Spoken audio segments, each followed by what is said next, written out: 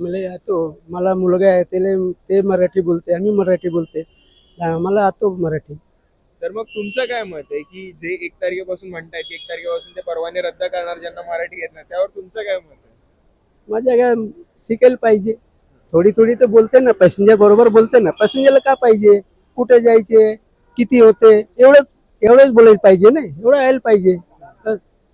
Passenger बरोबर आम्ही काय बोलते, साहेब कुठे जायचे, बरोबर आहे, तो बोलणार आम्हाला इथे सोडा, बस प्रश्न संपला, पैसे दिले गेले घरी.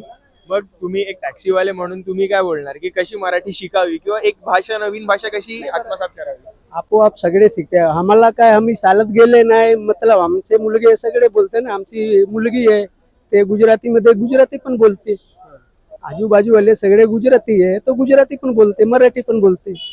आम्ही शिकतो ना, असे नाही की नाही शिकतो, बोलायला प्रश्न केले पाहिजे ना सगळ्यांना. तर मराठी मतलब बोलायला पाहिजे, हे माझ्या मतलब है विचार आहे, मतलब की मराठी बोलायला पाहिजे, मराठी मतलब पाहिजे.